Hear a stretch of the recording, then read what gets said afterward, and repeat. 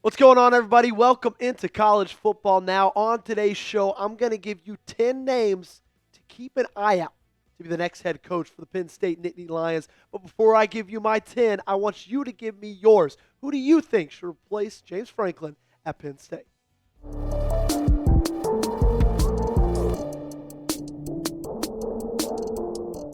The news came down yesterday. After 12 seasons, Penn State fires James Franklin.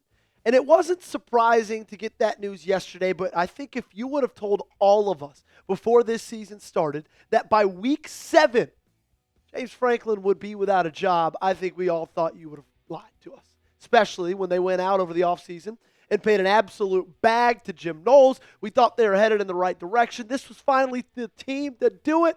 And, of course, they did it. James Franklin, in his 12th season, or I guess 11 and a half seasons at Penn State, went 104-45, one playoff appearance, 2-1 record at that playoff appearance. But these are the two big ones. 4-21 against AP Top 10, 2-21 against AP Top 6. That is ultimately the reason that he lost his job, and it's ultimately the reason that we're having this discussion today of who could replace him at Penn State University. Up first, the name I think everybody has been talking about, and the name we have to start this video off with, is Curt Cignetti, the current head coach for the Indiana Hoosiers, who just got, in my opinion, the best win in college football so far this season, going on the road in Autzen Stadium and beating a very, very good Oregon Ducks team. Curt Cignetti, like he'll tell you, just Google me. I win. That's all he does. That's all he's been doing at Indiana. And a lot of people could agree that the resources and the ceiling might be higher at Penn State. The money might not be there, but Penn State just did sign a very new, very lofty contract with Adidas as their new apparel provider. And if I'm Penn State, I get it. Curt Cignetti's 62 years old. He's not a young spring chicken anymore. But if I'm Penn State, and if I'm looking for a guy who's already had success as a head coach in this league, a guy who all he does is win, I am throwing the kitchen sink at Curt Cignetti. And if Indiana wants to match it, they'll match it. But if they don't, they won't, and he is yours. That is the number one name on my hot board, the number one name on my list. And if you can land Curt Cignetti in Penn State, I think he could truly make you what everybody thought James Franklin was going to be able to make them. Would Curt Cignetti take the Penn State job? Let me know in the comment section down below. I've been seeing a lot of back and forth on Twitter. A lot of people believe he would. A lot of people believe he wouldn't. I want to hear what you say. Give me a yes or give me a no. The second hottest name at the current moment is Matt Rhule, the head coach at Nebraska. It's so hot that he was actually just asked in his press conference about taking that job. He said, I'm not going to talk about a lot of the job openings when they come. I'm not going to talk about my contract here. I absolutely love it here. I want to continue to take the steps needed to turn this place into a beast. Now, the reason that Matt Rhule is such a hot name is twofold. Number one, he spent his playing days at Penn State. Number two, he's very, very tight with their athletic director. And I'm going to go ahead and give you another reason. He is known for turning programs around. And the cool thing is he's already going to have a head start with Penn State because when he took over Temple, when he took over Baylor, when he took over Nebraska, all three of those places were 10-win teams after 3 seasons, but all three of those places were at much worse spots than Penn State is right now. So you could look at that and say he's done it before. He's done it with worse resources. If you just give him the keys to Penn State, he could have you as a 10-win competitor in the college football playoff in maybe 1 year. It might not even take that long. Now, I get it. James Franklin was that. He was giving you 10 wins every season pretty much. But Matt Rhule, can he be the difference to start getting some wins against some top 5, top 10 opponents? Up next, Manny Diaz, current head coach at Duke. The reason we're talking Manny Diaz is because he was he was more recently the defensive coordinator for Penn State, and they had a phenomenal defense under Manny. So good, it got him that head coaching job at Duke when Mike Elko left to coach the Texas A&M Aggies. Manny Diaz, I feel like he fits that Penn State mold really, really well. They like guys who have high character. I know, a little bit ironic. They like guys who are tough. that coach tough, that get players to play tough. That's exactly what Manny Diaz is. That's exactly what Manny Diaz does. I think of anybody on that list, maybe other than the next guy we're going to talk about, Manny Diaz fits that mold perfectly. Up next, let's talk another defensive coordinator. This one's Lynn, currently coordinating the Fighting Trojans defense, who played a pretty good game on Saturday against Michigan, holding Bryce Underwood, five-star quarterback, to one of his worst performances of the year. The reason Lynn's name keeps popping up all across social media is because he spent his playing days at Penn State. So he seems like he'd be a natural for this role. And what he's done at UNC with their defense is incredibly impressive. Lincoln Riley's first couple of years there, USC was never really a true competitor because they couldn't stop a nosebleed defensively. Lynn comes in there. He changes everything up. Now, I'm not saying they're a defensive powerhouse, but what I am saying is what he's done has most likely caught the eyes of the athletic director at Penn State, especially the fact that he's got history playing for that program. He knows what it's about, and he knows what it looks like to have Penn State being a winning football team. Fran Brown, I think, is another name that we got to talk about. Currently the head coach for Syracuse.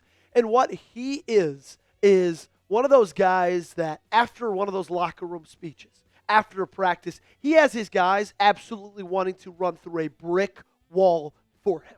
And it does feel like a little bit, given the effort that we've seen from Penn State over the past couple of weeks, that James Franklin's, his message just may have grown stale. And you will not, and you do not have that problem when it comes to Fran Brown. He's an unbelievable motivator. He gets his guys playing the hardest for him.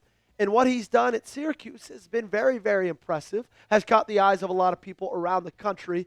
And a lot of people probably think if you could do that at Syracuse in the ACC, recruiting up in that New York area, you're going to be able to do that at Penn State. Grade the Penn State job for me. A, B, C, D, or F. I've got a lot of people who think it's around the A range. I've seen a lot of people on social media who actually don't think it's that great of a job. I disagree, but I want you to let me know in the comment section. We got more names to talk about. Before that, I got to tell you about our awesome, amazing, phenomenal, my favorite sponsor. It's our great friends at Prize Picks. You and I, we make decisions every single day, but on Prize Picks, being right can get you paid. Don't miss any of the excitement this season on Prize Picks, where it's good to be right. Prize Picks is the only app that offers stacks, meaning you can pick the same player up to 3 times in the same lineup. Want to pick more on Josh Allen's pass yards, rush yards, and touchdowns? Now you can pick all of them in the same lineup only on Prize Picks. Follow other Prize Pick players directly on the app and copy their lineups in one click. Whether it's a friend, a celebrity partner, or just someone whose picks you like, hit the follow button and check out every lineup they create in the new feed tab on Prize Picks. And you could copy my Prize Picks for Monday Night Football tonight. We got multiple games. We got Commanders, Bears. We got Falcons, Bills. And I'm feeling a little pessimistic, okay? I'm going to take a lot of the lessons. I usually don't do that, but I'm just feeling that way today. Give me less on Caleb Williams, 261.5 pass and rush yards. Give me less on Jaden Daniels' rush yards coming back from a knee injury. That's at 42.5.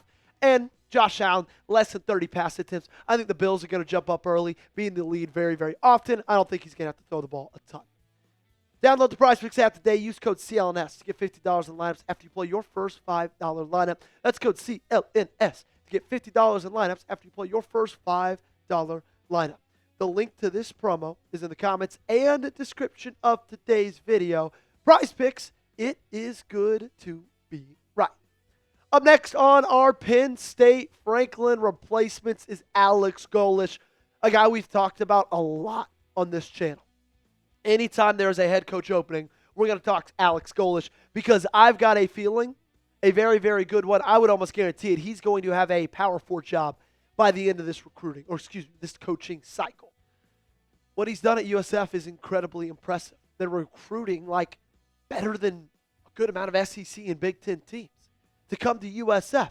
What he did on Friday night against North Texas, that's impressive. 2 group of 5 teams, people think, okay, winner of this game most likely is probably going to be in the driving seat to punch a ticket into the playoffs. He scores 63 on North Texas, blows them out of the water.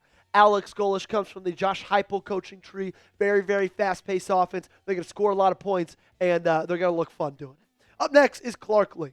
This one's funny because they've gone the Vanderbilt coaching route before with James Franklin.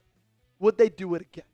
Regardless of whether that answer is yes or no, what Clark Lee has done at Vanderbilt, you cannot overlook it. And I get it. There's a lot of people that say, Joey, he played at Vandy. He's not going to leave Vandy. Guys, if you guys think that Vandy is somebody's ceiling, I don't care if they played there or not, I think you are wrong. The money's going to be better somewhere else. The opportunities are going to be better somewhere else. The ceiling is going to be higher a lot of other places because Vanderbilt is capped with their ability to recruit high schoolers and transfers because of how high their academics are. You got to have a certain GPA to be able to play there. Penn State, it's a great school. If you went to Penn State, if you graduated from Penn State, no shame on you. I'm not talking down to you. It's just, it's not Vanderbilt. Very few institutions are. Clark Lee, if he can do what he did with Vandy, imagine what he could do with Penn State. Mike Elko is a name I've been seeing pop up a ton across social media, across, just conversations in the office. Sleeper CFB put this out yesterday. Keep an eye on Mike Elko for the Penn State job. East Coast background, has success recruiting on the East Coast, played college ball at Penn, fits the culture. And while all of those things are correct, I'm giving this one almost like a 0% chance. Texas A&M is a phenomenal job.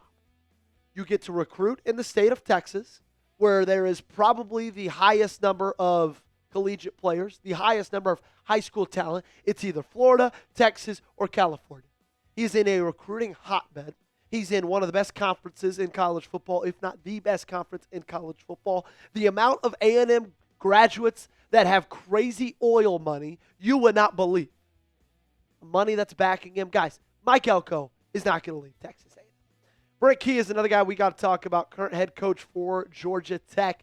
What he's been doing, similar to Clark Lee, what he has been doing with Georgia Tech is going to catch the eye of most people around the country because we really haven't seen that be done in the last couple of decades with Georgia Tech. He fits that Penn State mold as well. He's tough, he's disciplined, high character. Everybody loves playing for him. But I think the main thing is he demands the most out of his players. And that's why he's gotten so much out of his players at a school like Georgia Tech. Last up is Eli Drinkwitz, the head coach for Missouri. Gave Bama pretty much a phenomenal fight for 60 minutes straight on Saturday. And I think he kind of, like I said about Brent Key, fits the mold of Clark Lee.